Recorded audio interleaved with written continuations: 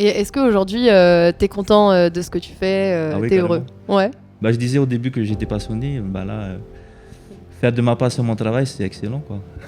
C'est top. Tu retournerais dans le salariat ou Non. même si on te proposait un meilleur salaire? Non. Ah ouais? Jamais. Bonjour et bienvenue dans Next Level Podcast. Je suis aujourd'hui accompagnée de Ghislain, mon conjoint et associé dans la vie et dans nos business. Mais aujourd'hui, on ne va pas parler de nous parce qu'on a déjà fait un épisode 1. Si vous voulez le retrouver, donc c'est de salarié à investisseur immobilier et entrepreneur. Vous pourrez le retrouver et on discute de notre parcours et de tout ce qui nous a motivés dans notre vie d'aujourd'hui. Mais aujourd'hui, Ghislain, nous sommes avec Heyari. Bonjour Heyari. Comment Bonjour. tu vas? Ça va super. On est super content de recevoir Heyari aujourd'hui. Donc, il va se présenter parce qu'on ne le connaît pas non plus. Donc, on va vraiment poser des questions de tout type et on va te laisser te présenter de la façon dont tu le souhaites. Ok, alors moi je m'appelle Heyari Tawataha. J'ai 28 ans. Je suis entrepreneur patenté. Je suis graphiste. Et je suis passionné aussi de musculation. Depuis pas moins de 6 mois, 7 mois à peu près. Et voilà.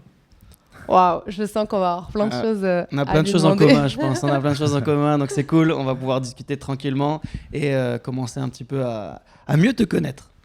Yes, alors juste avant de commencer, n'hésitez pas à liker le podcast et à le partager à vos amis, ça va vraiment nous aider et nous motiver à faire d'autres podcasts et à interviewer d'autres entrepreneurs, surtout ici au Fénois, parce que vraiment, il y a des pépites et on serait très content d'en interviewer d'autres. Donc, merci de nous soutenir. Donc juste, peux-tu nous dire depuis combien de temps tu es entrepreneur et depuis combien de temps tu t'es lancé? Alors ça fait depuis 2021. Non. Depuis 2020. Ok. Depuis le 1er août 2020 que j'ai lancé ma patente. Avant ça, j'étais passionné de graphisme. J'étais autodidacte. Du coup, c'est comme ça que j'ai pu lancer mon entreprise. Et suite à ça, jusqu'à maintenant, j'ai... En fait, je ne sais plus quoi dire. C'est pas grave, c'est pas grave. L'objectif, c'est de... Toi, est-ce que tu peux nous raconter quelle a été un peu ton histoire sur la partie entrepreneuriale? Comment tu as commencé? Est-ce que tu as fait... Est-ce que tu as travaillé peut-être dans le salariat? Est-ce que par la suite, qu'est-ce qui t'a donné envie de créer ton entreprise? Quelles ont été les étapes les plus difficiles? Est-ce que tu peux nous évoquer un peu tout ça? Alors, pour l'histoire, au départ, Au départ, j'avais pas de travail en fait. Okay. J'étais au chômage, si on peut appeler ça. Oui, à savoir qu'en Polynésie, je crois qu'il n'y a pas le chômage. Il n'y a pas le chômage. Ouais, parce que du coup, on a des auditeurs d'un petit peu partout, même en métropole, donc c'est bon à savoir aussi. C'est pas les mêmes règles qu'en France métropolitaine. C'est ça. Et du coup, en fait, à l'époque, j'étais en couple. Et en fait, ce qui m'a fait le déclic, c'est que on s'est séparés avec mon ex-copine. Et c'est ça qui m'a donné le déclic de trouver quelque chose, un travail pour m'en sortir dans la vie. Ouais, bien sûr. Tu étais en études avant ou tu avais un boulot? Non. En fait, j'avais un boulot, mais après, l'entreprise dans laquelle je travaillais est tombée en faillite. Et du coup, je pense que c'est ça qui m'a fait perdre en estime de soi. Vous voyez? Ouais. Et du coup, suite à ça, j'ai perdu la motivation de trouver un travail et tout. Ouais. Et quand je me suis séparé avec mon ex-copine, c'est là que j'ai eu le déclic. Souvent, c'est ce déclic. De me lancer. Voilà. Exactement, c'est vrai que c'est souvent ça. On a toujours un moment où ça bascule et je pense qu'on a tous un pourquoi et un moment qui nous a vraiment donné envie de passer le pas. Pour le coup, je pense qu'on l'a tous et c'est important quand même de l'avoir. Et du coup, tu t'es lancé en 2020, en pleine période de Covid? En pleine période Covid, ouais. Ok, t'as pas eu peur Tu t'es pas dit c'est peut-être pas le moment ou... En fait, à l'époque, il y avait une formation qui s'appelle création et gestion d'entreprise, qui est dispensée par le CEFI. Du coup, j'ai suivi cette formation pendant 3 mois à peu près. Suite à ça, je suis sorti major de cette formation. Ok, Bravo. Top. Mais gros X, c'est que j'ai pas obtenu du coup l'ICRA parce que j'avais fait la demande d'ICRA. Mhm. Alors, qu'est-ce que c'est, juste pour expliquer aux gens qui En fait, connaissent l'ICRA, c'est une aide pour les nouveaux entrepreneurs. Du pour coup, en se fait, lancer. Une aide financière, du coup, pour voilà, se une lancer. aide financière, c'est ça. Et j'avais fait la demande, mais j'ai pas eu cette aide. Mais je me suis dit, bon, c'est pas grave, je vais quand même me lancer. Voilà. Top. Eh ben, est-ce que tu pourrais nous dire qu'est-ce que tes parents t'ont inculqué pour pouvoir, voilà, le plus, le petit plus que tu as eu pour pouvoir te lancer? Qu'est-ce qu'ils t'ont apporté? Ou au contraire, ouais, est-ce que peut-être tu as eu des bâtons dans les roues? Ou est-ce que ton entourage t'a tiré vers le haut ou t'as dû toi-même Les valeurs. croire en fait. toi finalement? J'ai eu de la chance d'avoir le soutien de ma maman et de mon beau-père financièrement parce que c'est vrai qu'en 2020 il y avait le Covid et c'est eux en fait qui m'ont aidé à lancer mon entreprise. Et pour la petite histoire, j'avais suivi des formations de développement personnel et business aussi avec Steve Amblin Ok. de la Business Maker Academy. Et c'est ça aussi qui m'a beaucoup aidé dans ma reconversion, si je peux appeler ça comme ça. Voilà. C'est top. Parce que du coup, c'est un environnement aussi enfin, il y a beaucoup d'entrepreneurs. Ça te permet aussi de pouvoir partager avec eux toutes tes craintes. Parce que souvent, on ne connaît pas ce monde de l'entrepreneuriat. Et donc, du coup, souvent, on se dit voilà, comment je vais faire pour facturer, comment je vais faire pour m'organiser dans mon planning au quotidien. Et là, effectivement, l'avantage de ce type de formation avec Steve, c'est de pouvoir bien partager sur tous ces sujets-là et de pouvoir de construire tout simplement quelque chose de solide et de pouvoir dialoguer avec les autres pour s'entraider. Je trouve que c'est cool. Ouais, et justement te permettre d'avoir un réseau d'entrepreneurs autour de toi. Et tu l'as rencontré du coup très rapidement quand tu as lancé ton entreprise, ou c'était bien après ou avant de lancer ton entreprise? En fait, c'était déjà bien avant que je lance, c'était en Ok. 2019. Ok. Justement, au départ déjà, c'était pour le développement personnel. Parce que, on dirait pas comme ça, mais je suis une personne très timide. Bon, là, ça va mieux parce que j'arrive à Comme parler. beaucoup de Polynésiens. Ouais, ouais. C'est vrai que la mentalité polynésienne sont très réservés et C'est vrai. très timides.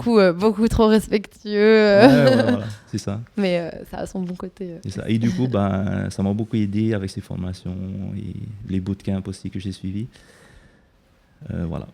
Moi, j'ai une question du coup sur la timidité. Est-ce que tu penses que avant 2020, du coup, avant que tu lances ton entreprise, genre à combien sur 10 t'étais timide, et aujourd'hui, à combien sur 10 tu l'es? Genre, est-ce que ça t'a apporté confiance en toi, ou est-ce que ça n'a rien changé ou... Ça a changé beaucoup de choses. Ouais. Je dirais que avant le Covid, en 2020, j'étais à 3. Ah ouais, quand même. Ouais, Ok. j'étais à 3 et maintenant je dirais que je suis à peut-être 7 ou 8. 7.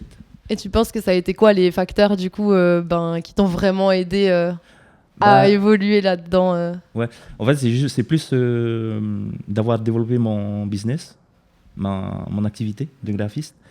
Parce que du coup, le fait de développer des choses et voir que j'ai de plus en plus de clients et que j'ai de plus en plus de contrats, ça m'a donné de l'estime de soi et de la confiance en moi. Et c'est comme ça que du coup, j'ai eu moins de timidité. Voilà.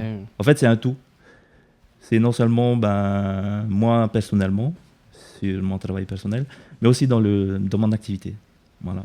Oui, en fait, tu t'es dit, finalement, je suis capable de le faire et de vendre des produits. Je pense que rien que de voir ta première vente ou ton premier contrat signé, déjà, ça donne de la confiance, quoi. Ouais, carrément. Nous, ça a été pareil pour les boîtes, mais... C'est clair.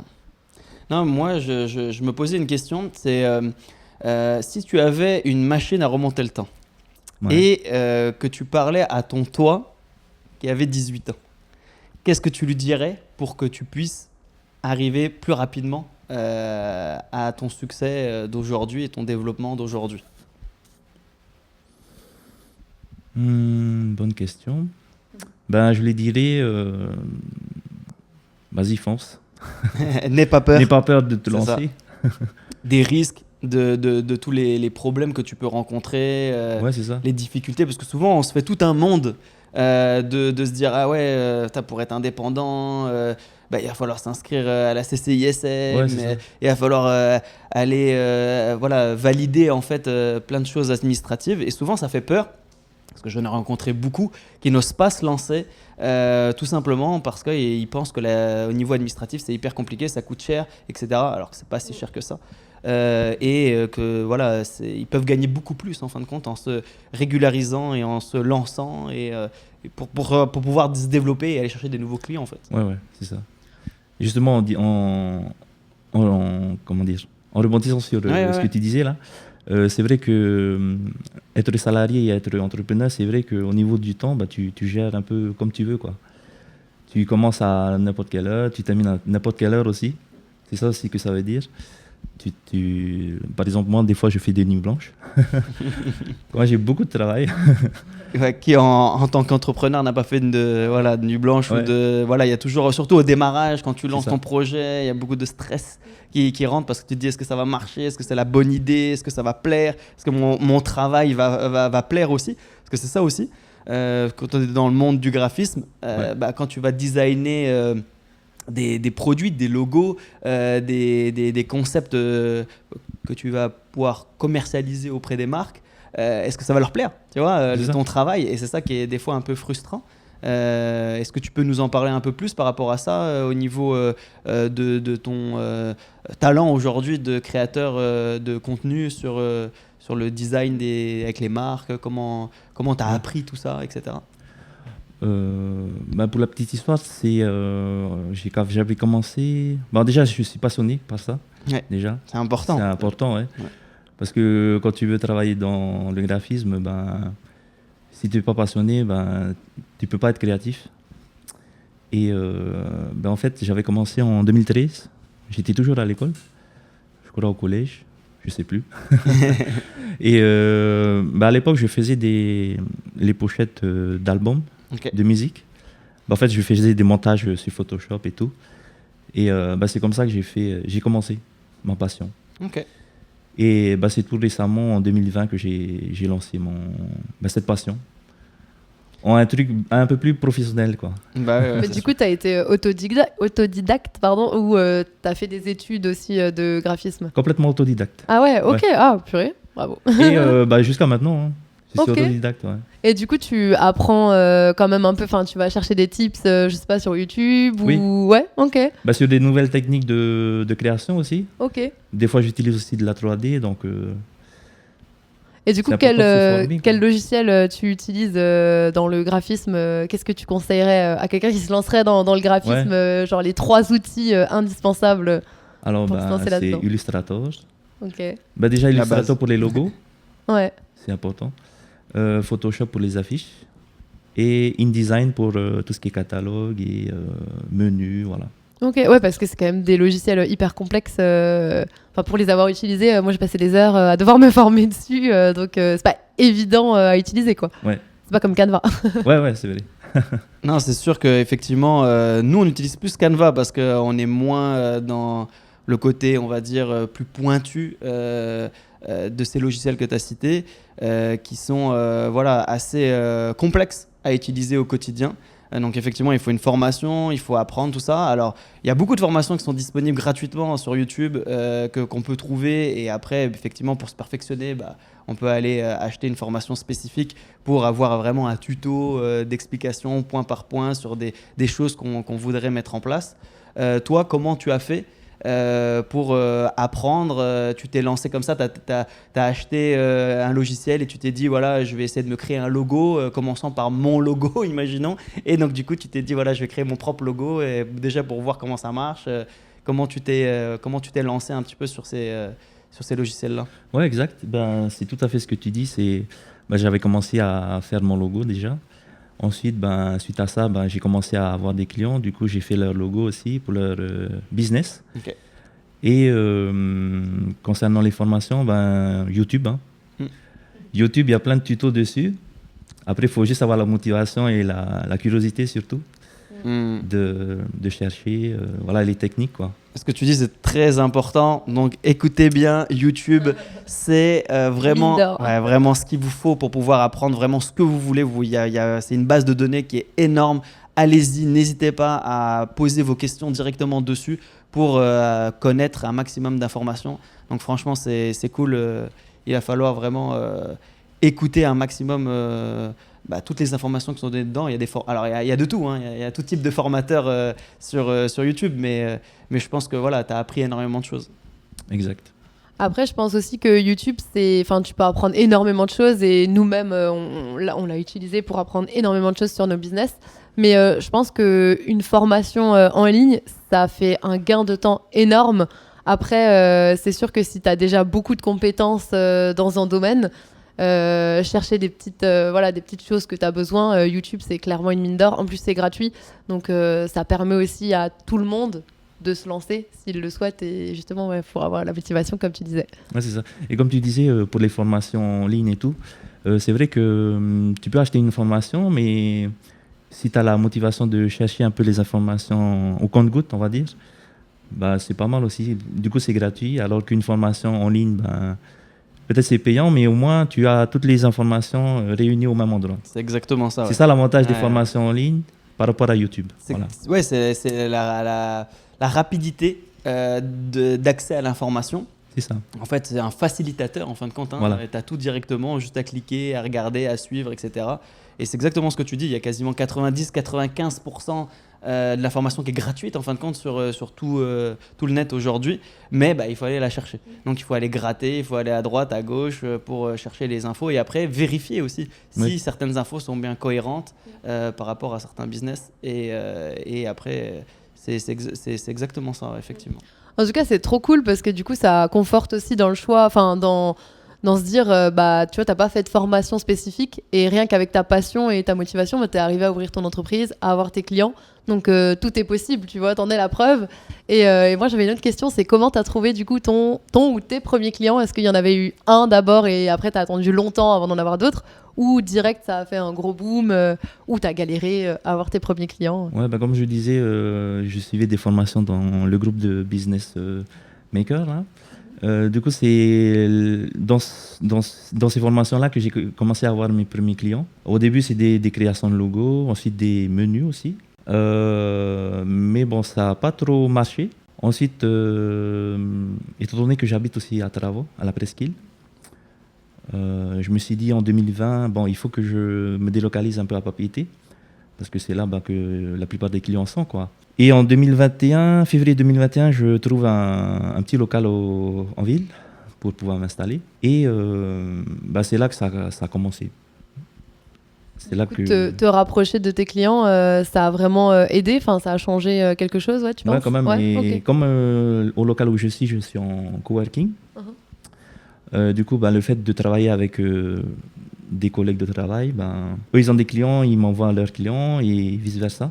Et c'est comme ça que que j'ai lancé, quoi. Ouais. D'où la force du coworking. Hein. C'est hyper important. C'est vrai qu'il y en a encore peu qui se sont développés ici sur Tahiti. Et ça commence à arriver. C'est cool parce que du coup, ça permet vraiment de partager ses clients, ses connaissances et ses compétences.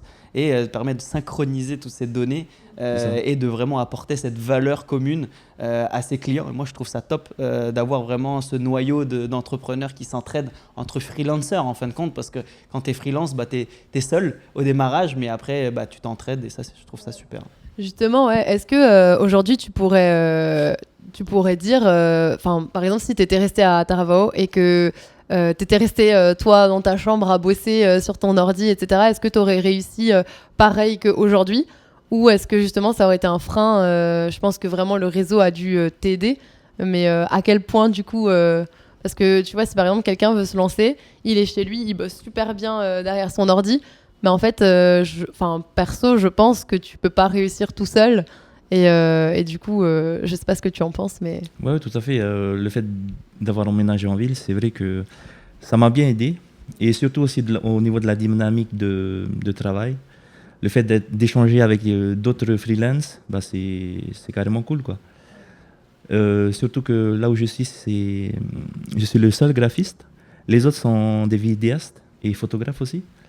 Donc ça va, on est dans le même domaine à peu près. Donc on se complète quoi. Voilà. Tu es dans quel coworking Avec. vers Tiperoui, c'est ça? Non. Ah, ok. En centre-ville? En centre-ville, ouais. Ok. Je crois qu'on est déjà allé avec d'autres clients et tout. Du coup, tu disais, ouais, tu bossais en coworking. Et moi, j'avais une autre question. C'est est-ce que tu travailles tout seul à ton compte? Est-ce que tu as déjà pensé à recruter des personnes pour travailler avec toi? Ouais, justement.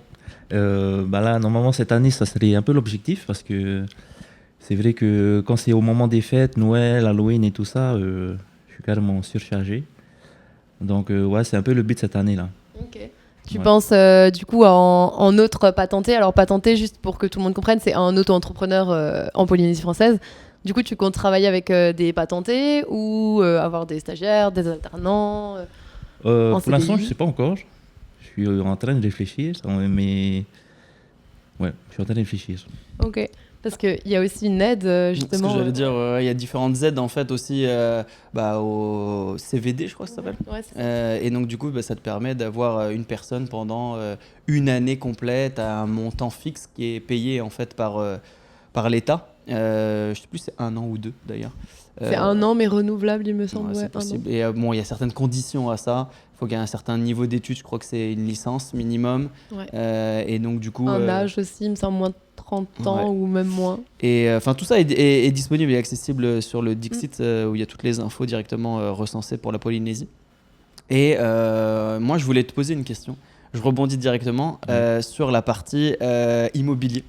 Est-ce que tu as pensé à peut-être investir un jour dans l'immobilier? Est-ce que ça t'intéresse? Parce que vu que nous, on est dans le domaine, c'est pour ça que je me permets de... C'était un gros bond là que t'as fait. de pouvoir savoir. En fait, ça m'intéresse de savoir est-ce que aujourd'hui, ton business, il est développé depuis quelques années, donc tu as déjà plusieurs bilans à ton actif. Est-ce que tu as déjà essayé d'aller faire des demandes aux banques pour pouvoir faire de l'investissement? Est-ce que ça t'intéresse? Pas du tout. Ouais, carrément, ça m'intéresse, mais pour l'instant, c'est juste en idée. Ok. Mais ouais, ça m'intéresse carrément. Donc demain, pourquoi pas, quoi. C'est ça. Ok, c'est cool. Et du coup, par rapport à investir en immobilier, etc., parce que c'est vrai que quand on est entrepreneur, ben, forcément, comme je pense partout dans le monde, c'est plus compliqué que quand tu es salarié pour avoir des prêts bancaires, etc. Mais là, ça fait un moment aussi que tu es entrepreneur. Et est-ce que tu penses aujourd'hui, est-ce que tu pourrais nous dire si tu gagnes plus que si tu travaillais en tant que salarié, par ouais, exemple? largement. Ouais. Okay. Ouais. Tous les mois ou Ouais, tous les mois.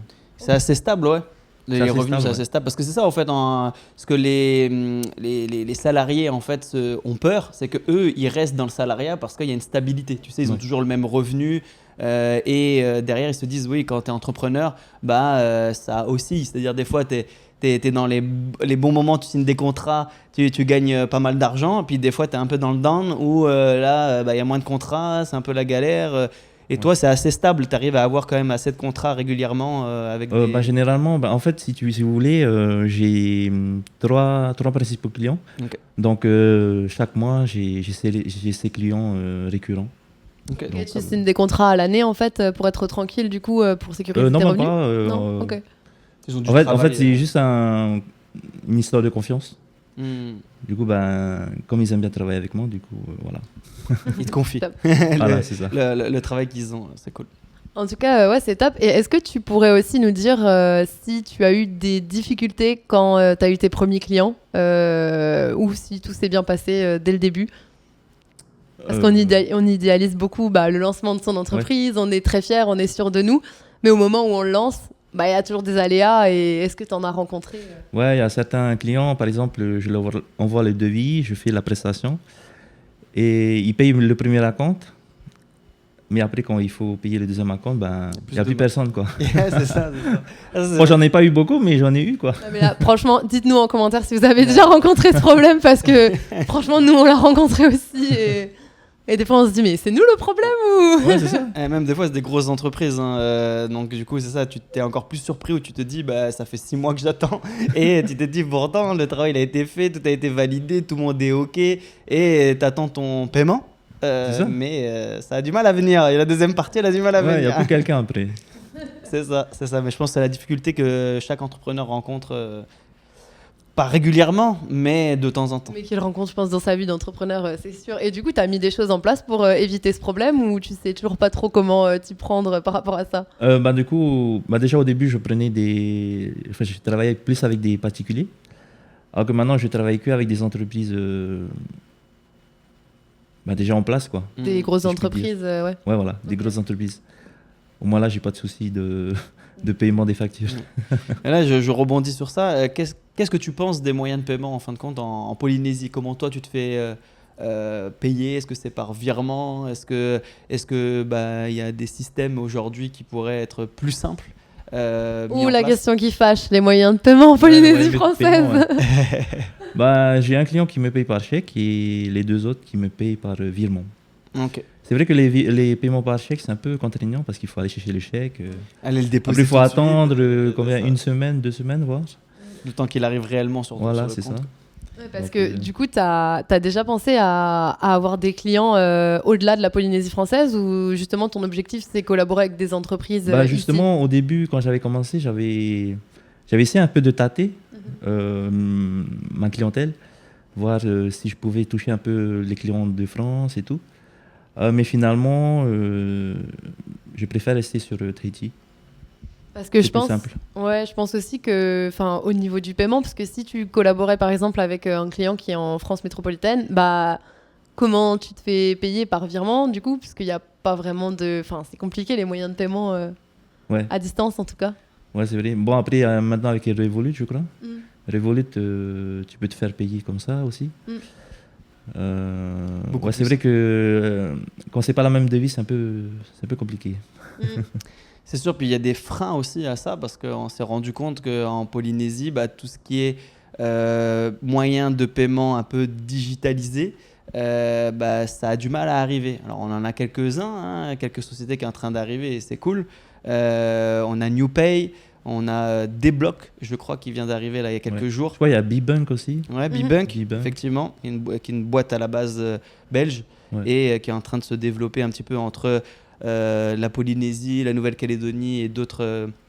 Wallis et Futuna aussi. Donc ça, c'est top. Mais par contre, ça a du mal à arriver. On est en 2024 et aujourd'hui, la plupart des Polynésiens n'ont pas une carte Visa ou Mastercard. Nous, on s'en est rendu compte quand on organisait des séminaires ici. Ils voulaient participer, mais ils avaient une carte Union Pay ou des cartes un peu... En fait, pour le paiement en ligne, c'était hyper compliqué, quoi. Par exemple, on avait fait un séminaire où les gens pouvaient payer en ligne leur place. Et on a eu plein de messages parce que les gens n'arrivaient pas à payer en ligne avec leur carte. Donc du coup, soit on a fait le tour de Tahiti à chercher les paiements, soit on a dit tu payeras sur place, mais du coup t'es pas sûr qu'au dernier moment ils viennent pas. Donc ça, je me suis toujours demandé parce que nous, à notre échelle, c'est, on va dire, un petit frein parce que c'est pas vraiment la majorité de ce qu'on utilise comme moyen de paiement. Mais si tu fais un business en ligne, si tu vends des formations en ligne, par exemple, c'est assez compliqué, quoi, parce que c'est limité, en tout cas pour l'instant, à ma connaissance. Après, peut-être qu'on a loupé des épisodes, mais je sais pas si toi, tu as eu des retours là-dessus. Si vous voulez, j'avais eu aussi ce souci d'obtenir une carte Visa et tout. Parce que c'est vrai qu'entrepreneur, c'est un peu compliqué d'ouvrir aussi un compte bancaire ici. Ça, c'est un super sujet aussi, Ouais. ça c'est clair. Donc, du coup, cette année, j'ai enfin réussi à ouvrir un compte bancaire Bravo. et avoir une carte Visa. Ça, c'est super. Que cette année? Que cette année, ouais. Oh purée.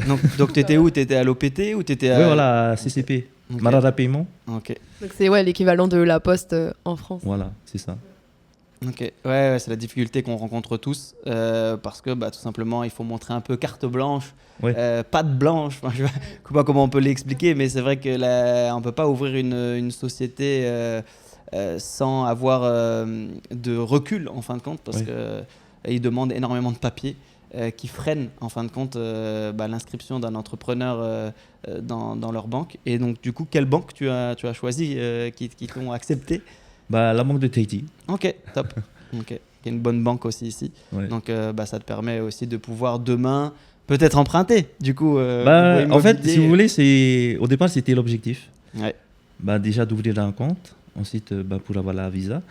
Mais ouais, j'avais cet objectif sur le long terme de pouvoir emprunter. Voilà. Parce que les frais, il y en a quand même pas mal au niveau des banques locales. Comment toi, ces frais-là, tu arrives à les absorber parce que tu as un compte pro, je suppose. Oui, et j'ai les deux du coup, pro et perso. Ok. Et donc du coup, tu as un montant, je sais pas, à la banque de Tahiti, c'est quoi? C'est 5 000 par... Ouais, c'est 5 000 ou... je sais plus, je crois que c'est 8 000. Ok, 8 000. Ouais, Ok. 8 000. Par mois. Par mois. Ouais. Ça, c'est en récurrence, hein, c'est tous les mois, c'est ça. que ça rentre ou que ça rentre pas. Donc c'est quand même une sacrée dépense parce que c'est pas donné à tout le monde, tu vois, de pouvoir, quand tu veux commencer, t'as tout de suite, on te demande de sortir de l'argent en fin de compte. Ouais, donc ça, c'est pas évident. C'est pour ça que heureusement, Marmara Paiement nous laisse ouvrir les comptes et pouvoir nous développer de cette façon. C'est vrai que ça permet quand même à tout le monde de commencer en fait son aventure entrepreneuriale, quoi. Après, c'est sûr que certains pensent qu'il faut tout de suite être parfait dans tout, quand on se lance dans l'entrepreneuriat, mais en fait, c'est une aventure, quoi. Donc, tu as des moments beaucoup plus difficiles que d'autres. Et il y a des moments où tu commences pas directement avec un local, avec des salariés, t'as pas ta pancarte devant. Enfin, tu peux commencer chez toi dans ta chambre avec peu de moyens. Après, bien sûr, ça dépend du type d'entreprise que tu crées, mais je pense que dans le digital, c'est le cas en tout cas. Ouais. En vrai, moi, ça va parce que j'ai juste mon ordi et moi, après, j'ai acheté des équipements qui me facilitent un peu mon travail. Mais c'est vrai que moi, j'ai pas de stock, j'ai rien de tout ça. Donc, oui, tu as limité tes coûts. Ouais. C'est ça. Et est-ce qu'aujourd'hui, tu es content de ce que tu fais oui, tu es heureux? Ouais. Je disais au début que j'étais passionné. Là, faire de ma passion mon travail, c'est excellent, quoi. C'est top. Tu retournerais dans le salariat ou non. Même si on te proposait un meilleur salaire? Non. Ah ouais? Ça, c'est le plaisir de pouvoir te lever à l'heure que tu veux. C'est ça. De pouvoir faire comme tu veux, travailler avec qui tu veux, quand tu veux, où tu veux. Et ça, c'est une liberté de dingue. C'est un grand privilège, quoi. C'est clair. Et bon, il y a des sacrifices pour arriver jusque-là. Il y a du temps de mise en place, le temps de trouver les clients, le temps de tout ça. Mais derrière, ça en vaut le coup, quoi. C'est ça. Et après, il faut se démener aussi. C'est vrai que le salariat, tu as un salaire comme ça, mais dans l'entrepreneuriat aussi, il faut se démener pour aller chercher les clients. Il y a tout à faire, quoi. Ouais, en fait, tu fais plein de métiers en même temps, quoi. C'est ça. Tu pensais être graphiste, mais en même temps, tu fais la compta, tu fais la com. Je fais un peu tout, l'administration, la communication aussi, du coup. Et tu savais ça avant de te lancer ou t'as appris un peu tout ça sur le tas J'ai appris sur le tas. Hein. Ouais, ça t'a un peu débordé ou tu t'es dit si j'avais su, je l'aurais pas fait, ou tu t'es même pas posé la question? Non, je me suis pas posé la question, étant donné que c'était une passion. Je me suis dit que c'était comme ça et qu'il fallait faire avec. Ouais. Voilà. Et quand tu bloques sur quelque chose, tu fais quoi? J'essaie de trouver une solution. Parce qu'en tant qu'entrepreneur, si tu ne trouves pas une solution, c'est que c'est pas top. C'est clair, il faut avoir une vision solution. C'est-à-dire que les problèmes, ils sont là. Les problèmes, il y en a partout. C'est la vie, les problèmes. C'est-à-dire que peu importe ce que tu fasses, tu vas rencontrer des difficultés. Et c'est ce qui va faire la force d'un entrepreneur de qualité. C'est qu'il va pouvoir tout de suite, vu qu'il est orienté solution, il va tout de suite te dire comment je peux faire. J'ai un problème de système de paiement, comment je peux faire? J'ai un problème sur ma facturation, comment je peux faire? Et ça, se poser cette question comment, ça va permettre d'ouvrir l'esprit et d'aller chercher en fait des solutions adaptées et avoir la meilleure réponse et aussi la plus rapide et la plus adéquate à nos clients et à toi aussi dans ton développement de ton business. Donc ça, c'est vrai que c'est important. Ouais, c'est ça. Ok, j'avais une autre question. Est-ce que tu es sur les réseaux sociaux? Oui, je suis sur Facebook et Instagram. Et est-ce que ça t'a aidé dans ton business ou tu le fais pour le plaisir? Non, c'est juste pour montrer un peu ce que je fais. Mais c'est vrai qu'au début, j'avais fait la communication sur mes réseaux.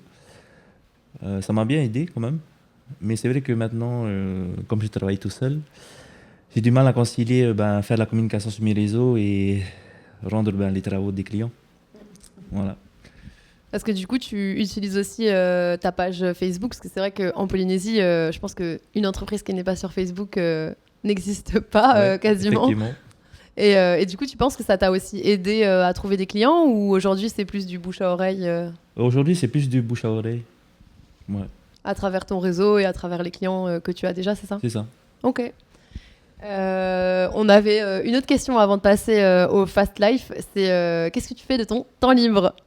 Alors, je disais au début que j'étais passionné par la musculation. Ben, du coup, je fais la musculation quand j'ai rien à faire, quoi. Ou alors, j'aime bien aussi les jeux vidéo. Du coup, je joue avec les collègues du bureau. Voilà. Ah, c'est top. Ça. Et tu dis quand t'as rien à faire, mais ça veut dire tu vas tous les jours ou t'as une routine quand même sportive ou... Ben, pour l'instant, je vais 3 fois par semaine. Ok. Je suis un programme avec un coach que je me suis pris là récemment. Et ben, je suis un programme comme ça.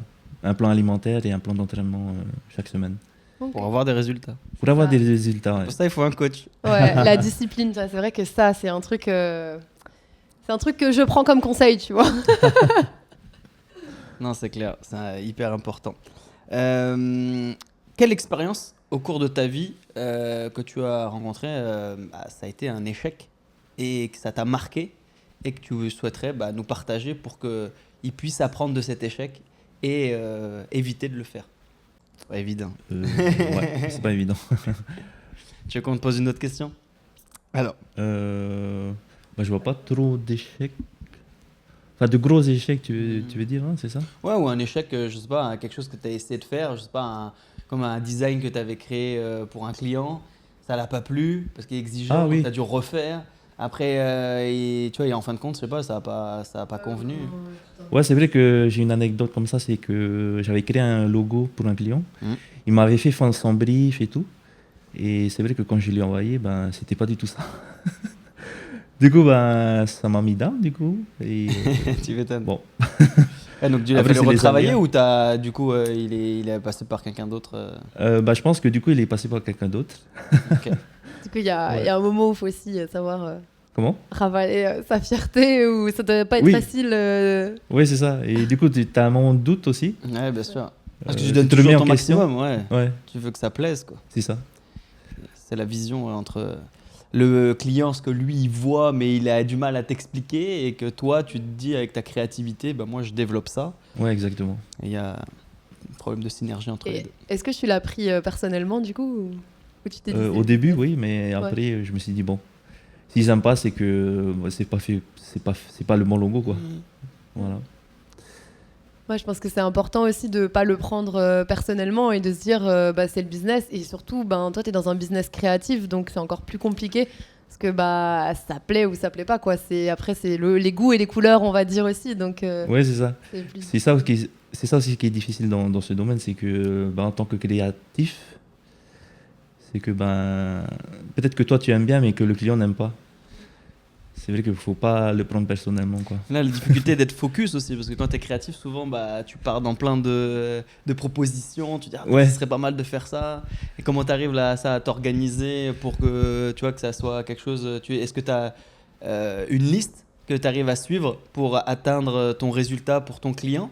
Oui, C'est-à-dire exactement. d'abord je pars sur les arrondis, les couleurs, tu vois, quelles sont tes inspirations pour arriver à créer un logo parfait?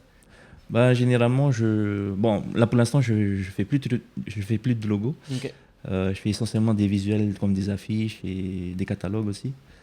Parce que en fait, les logos, ça demande trop de temps par rapport à une affiche. Du coup, je fais que des affiches. Et pour les affiches, généralement, je fais 1 à 2 propositions. Et du coup, comment? Ils en sélectionnent une et après Voilà, tu ils en retouches sélectionnent ou, une et après, selon celles qui leur plaisent, ils me disent les retouches à faire, les modifications et tout.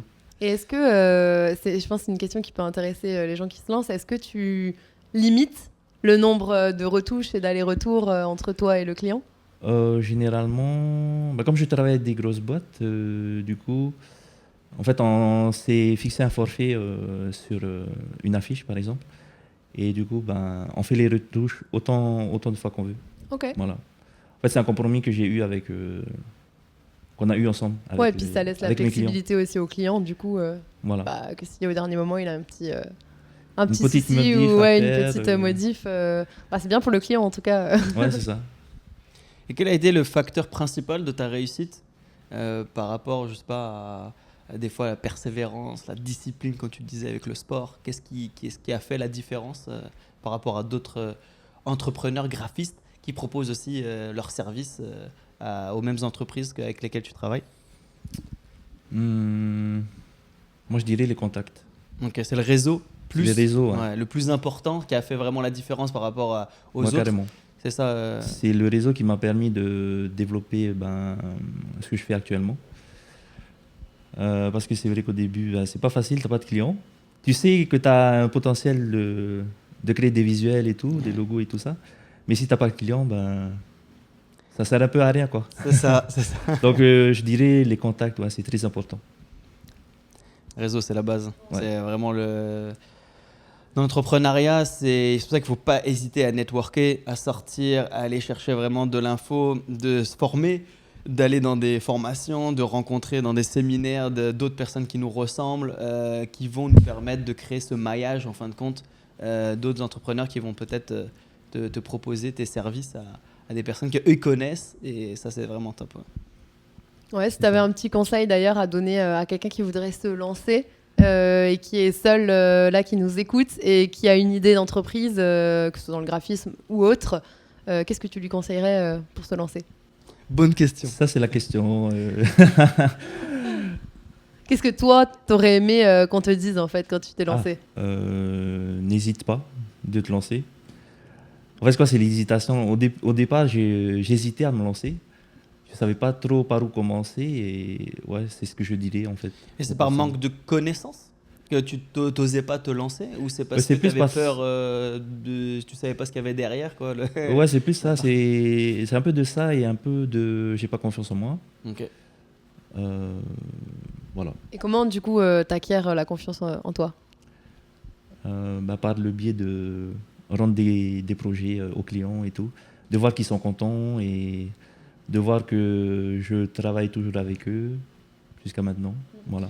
Donc en gros, tu as dû déjà travailler et prouver pour pouvoir après acquérir la confiance en soi en fait. Oui, c'est ça. C'est vraiment, je pense que c'est un travail qui se fait tout le temps en fait, la confiance en soi. Il y a un moment, il faut se jeter et le faire. Et après, ça se gagne petit à petit du coup. C'est ça. Avec le temps, j'ai réussi à m'ouvrir, quoi. Il n'y a pas de recette magique. C'est ça. Pour finir, on avait une petite question, parce que nous, on est des passionnés de voyage. Est-ce que tu as déjà voyagé ou non? Est-ce que tu as envie? Qu'est-ce que tu penses du voyage? Ouais, j'ai déjà voyagé. En fait, j'ai ma maman qui habite aux États-Unis. Du coup, chaque année maintenant, je vais la rendre visite. Et par la même occasion, je vais à des concerts et voilà. Dans quelle ville, du coup? À Phoenix, en Arizona. Ouais, cool. Trop cool. Donc tu parles bien anglais? Non. Moi j'ai des notions, mais j'essaie de me débrouiller, quoi. Ça tombe bien, on va pas passer en anglais pour le podcast. C'est clair. Et est-ce que tu as un pays que tu rêves de faire? J'aimerais bien aller au Japon. J'ai jamais fait le Japon. Magnifique. Aller à Dubaï aussi. En France aussi. J'ai jamais été. T'as jamais été encore en France, ouais? Non. Ok. Jamais. Ça peut. C'est un choc culturel. J'imagine. Ok, on va passer maintenant aux questions Fast Life. Alors, tu connais un peu le Fast Life? Non, pas du tout. Alors, je vais t'expliquer rapidement. Je vais te poser des questions assez simples. Tu vas devoir répondre, de choisir l'une ou l'autre. Donc, ça sera à toi de choisir. Ok? C'est parti. Tu es prêt? Attention, top chrono. Donc, tu es plutôt café ou thé? Thé. Roulotte ou resto? Roulotte. Pizza ou avec ou sans ananas? Sans. Ok. Avion ou bateau? Bateau. Ski ou randonnée? Randonnée. T-shirt ou chemise? T-shirt. Où tu as fait tes études? À travaux. Ok. Combien de villes as-tu visité? Oula. Je sais pas, 10, 15. Ok. Et ta ville préférée? Taravo. Ok. Tu es plutôt Mike Tyson ou Usain Bolt? Mike Tyson, Kobe Bryant ou Zidane? Zidane. Serena Williams ou Anna Kournikova? Là, je connais pas. Tennis. La deuxième, Anna Kournikova. Ronaldo ou Messi? Ronaldo. LeBron James ou Carl Lewis? LeBron James. Ok. La personne que tu suis tout le temps sur Insta, c'est qui? C'est Essan, Ok. NFC. On mettra son Insta ouais. directement en dessous. Ton cheat meal favori? Une bonne côte de bœuf avec de la sauce poivre, patate douce et voilà. Ah, top. Ça a l'air super bon. Crêpe ou gaufre? Gaufre. Un défaut que tu ne supportes pas chez quelqu'un? Le manque de respect. Ouais. Tes 3 entrepreneurs favoris ici? Steve Hamblin, je sais pas, Nancy Van et qui est le troisième, Patrick Mousse. La prochaine personne qu'on invitera au podcast. Voilà. Ok, on va finir par le petit tips pour les few. C'est parti. Qu'est-ce qui a changé ta vie? Le sport. Ok. Depuis que je fais le sport, c'est vrai que j'ai acquis la discipline qu'il faut pour pouvoir avoir des résultats et tout. Et c'est vrai que le sport, ça m'a beaucoup aidé à être bien dans ma peau, dans ma tête, et aussi à tenir dans mon activité, quoi. Parce que du coup, on a eu l'info avant, tu avais perdu beaucoup de poids aussi par rapport au sport. Est-ce que ça t'a aidé plus au niveau de la santé ou de la confiance en toi, ou c'était un défi physique? C'est un peu de tout. C'est vrai qu'au début, c'était pour la santé. Mais au fil des séances et que je voyais que je perdais du poids et que je prenais en muscle, ça a marché. Du coup, j'ai encore eu plus d'estime de moi. Et c'est ça aussi qui fait du bien à la tête, qui fait du bien à l'esprit. Et le fait de bien se sentir dans son corps, c'est excellent, quoi. Ça t'aide aussi peut-être pour avoir un cadre après pour gérer le business Non, c'était plus un objectif personnel, physique. Ouais. Bravo en tout cas, parce que nous on a vu la transfo, on a eu nos petits espions, mais bravo en tout cas, parce que c'est fou. Merci. Il faut avoir beaucoup de motivation et aussi je pense que ça aide après à se libérer l'esprit et avoir confiance en soi. Ouais. Mais ça aussi, ça démontre ta détermination à atteindre tes objectifs. Et ça aussi, je pense que c'est positif autant pour toi personnellement, mais aussi professionnellement, parce que ça démontre ton entêtement où tu vas rien lâcher, où tu es prêt à pouvoir faire un max pour pouvoir satisfaire ton client. C'est ça. Et pour la petite histoire, je ne sais pas si le monteur vous a montré ma page où je partage un peu ma transformation. Alors non, mais on serait curieux de la voir. Du coup, monteur, si tu veux bien mettre la transformation. Du coup, la page Facebook où je partage en fait ma transformation physique. Ok, cool. Du coup, voilà, j'essaie aussi de partager ça, quoi. Très inspirant. Je pense que ça doit inspirer plein de personnes aussi autour de toi pour se lancer et prendre confiance en soi et prendre en main aussi sa santé, parce que le sport c'est pas que physique, c'est aussi la santé, donc c'est important de partager tes good vibes et ta motivation. Et surtout ici à Tahiti, c'est vraiment un problème parce que la plupart des Tahitiens, ils sont, on passe le cachet, ils sont obèses, quoi. Et le fait de partager un peu tout ça, c'est un peu, j'apporte un peu ma pierre à l'édifice, en essayant de motiver un peu les gens et en étant leur source d'inspiration, on va dire. Ouais, je pense que c'est surtout un problème de connaissance. C'est-à-dire qu'en fait, souvent, on a l'habitude, on ouvre le frigo, il y a déjà le coca qui est dedans, il y a déjà des mauvaises habitudes qui se sont ancrées, en fait. Et du coup, de échanger une mauvaise habitude contre une bonne habitude, c'est difficile mentalement. Et surtout, comme on le sait tous, c'est plus facile de boire du sucre, du plaisir, manger du Nutella sur des tartines, se faire du kiff, mais derrière, pour quel résultat? C'est souvent assez négatif pour le corps. Même si sur l'instant, c'est du plaisir instantané, mais pour du futur, c'est de la prise de poids, c'est des problèmes de santé. Exact. Et c'est ça en fait qu'il faut prendre en considération, c'est que le plus important, c'est la santé. L'argent pour moi c'est un outil, Donc ça doit être utilisé pour pouvoir se faire plaisir, se déplacer, faire des expériences, vivre des expériences uniques. Mais clairement, la santé, sans la santé, on ne peut rien faire. Donc c'est quelque chose que tu évoques qui est très important pour les Polynésiens.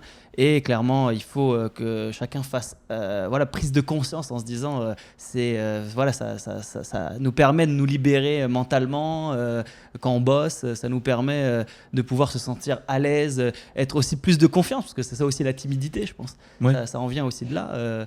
Et d'avoir un corps, un physique où quand tu arrives à la plage, tu enlèves le t-shirt, tu es fier, tu vois. Voilà. Je pense que c'est ça aussi, tu vois. Ouais, carrément. Bah, d'ailleurs, là, l'objectif, c'est les six-packs. Hein. Ah ouais, c'est ça, à la base. C'est clair. Là, je pense que clairement, la santé physique est liée à la santé mentale et à la confiance en soi. Après, je pense que le problème, peut-être ici, je sais pas, je suis pas dans la nourriture, etc. Mais c'est vrai que vu que le coût de la vie est plus cher et qu'on trouve peut-être moins de fruits et de légumes, est-ce que c'est une excuse que tu entends ou c'est quoi l'excuse du coup des gens autour de toi peut-être ou c'est la motivation ou c'est la facilité peut-être? Ouais, peut-être la facilité et une histoire d'argent aussi, ouais. Est-ce que tu leur conseillerais quoi du coup pour changer de vie comme tu l'as fait? Ouais, d'essayer d'être accompagné. Parce que du coup, pour l'histoire, c'est ce que j'ai fait. Au début, j'essayais de perdre du poids par moi-même, Ouais. en faisant de la marche, en essayant d'aller courir, et en réduisant un peu mes portions de nourriture aussi. Mais au final, j'ai pas tant perdu que ça. Du coup, je me suis dit que me faire accompagner, c'est une bonne idée. Du coup, c'est ce que j'ai fait. Voilà.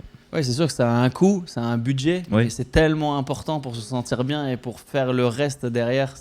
Pour moi, c'est essentiel. C'est sûr que voilà, on essaie de réduire les glucides, on essaye de avoir une assiette à 50% de légumes. Mais Ouais. ça, tu vois, ok, on connaît, mais après, c'est la discipline d'appliquer ça tous les jours et d'aller au sport régulièrement et de se faire plaisir aussi dans cette difficulté où on va faire du sport et on va aller transpirer et essayer d'aller chercher les six-packs. C'est ça. Et puis, en fait, au début, j'étais pas plus attiré que ça par la musculation. Mais au fil des séances, là, maintenant, j'aime bien. J'aime carrément. Ouais, en fait, je pense que soit il faut peut-être un peu se forcer au début, ou trouver en fait le sport qui nous fait vibrer et le choisir. Ça peut être de la danse, ça peut être du VA, ça peut être la course, ça peut être plein de types de sports. Je pense que l'essentiel, c'est que les personnes, elles trouvent le sport qui leur convienne et qu'après, elles se mettent à fond dedans, en fait. C'est ça, exactement. Et au début, en fait, avec les copains du bureau, on s'était dit qu'on allait aller ensemble à la salle. Finalement, on est parti un jour, on a pris l'abonnement mensuel et finalement, on n'y est parti qu'un seul jour, en fait. Tous ensemble au début, mais après, Voilà. il y avait personne qui était dispo. Il y a eu un gros pic de motivation et finalement, on n'est même plus allé. Ça arrive. Du coup, je me suis dit, il faut que ça vienne de moi-même. Donc, que ce soit avec les copains ou moi tout seul, quoi qu'il arrive, il faut que j'y aille quoi, à la salle. C'est clair. Voilà. Top. En tout cas, bravo pour ton autodiscipline et ta motivation que tu transmets. Ça fait plaisir, en tout cas. Et on voit Merci. que tu es heureux et tu as l'air bien dans ta peau. Donc, Mais carrément. C'est top, ouais, ça Merci inspire vachement Ouais. les gens, je pense. merci d'avoir partagé ton expérience. On avait la petite question signature du podcast. C'est qu'est-ce que Next Level pour toi? Qu'est-ce que ça veut dire? Next level, c'est aller à l'étage au-dessus, pas rester simplement au même étage et se contenter de ce qu'on a. Voilà, c'est ce que ça m'inspire. Bah ouais, c'est cool parce que c'est vrai que nous, dans notre idée au départ, quand on a créé ce podcast-là, c'était de pouvoir dire on est comme dans un jeu vidéo. Et quand tu commences le jeu vidéo, tu es au niveau débutant. Ouais. Et petit à petit, il va prendre des skills, tu vois, il va apprendre des connaissances, il va un peu plus développer, il va passer des étapes d'apprentissage. Et au fur et à mesure, son niveau de force est plus important et sa résistance à la difficulté, à tout ça, à l'apprentissage qu'il fait, parce que les jeux c'est ça, c'est que des fois tu perds, hop, tu peux recommencer, etc. Et jusqu'à que tu arrives à atteindre la fin du jeu. Et c'est ça, je pense que le lien entre l'entrepreneuriat et les jeux vidéo, c'est exactement ça, c'est d'essayer, continuer à toujours, il y a toujours des erreurs, ça fait partie du parcours d'un entrepreneur. Et à la fin, c'est de pouvoir, en fin de compte, accomplir ces objectifs qu'on s'est fixés, avoir cette vision pour aller atteindre ces objectifs. Et c'est la meilleure, je pense, fierté pour quelqu'un qui arrive à atteindre ses objectifs et se dire, ouais, ça y est, c'est fait, maintenant, next step. Donc, next level. Et ben c'est une belle trouvaille. En plus, tu es un bon exemple pour le next level. Et en plus, on a toujours après encore des étapes à parcourir. Donc, Ouais, c'est sûr. Qu'est-ce qu'on peut te souhaiter pour la suite? De continuer dans la même voie et de pouvoir, pourquoi pas, investir dans l'immobilier. Hein. C'est une bonne idée, ça. C'est clair, c'est clair. On va mettre toutes tes coordonnées pour que les gens puissent te suivre dans la description. Merci encore à toi et puis à très vite. Merci beaucoup Hayari. À bientôt. À bientôt. Nana. À bientôt, Nana.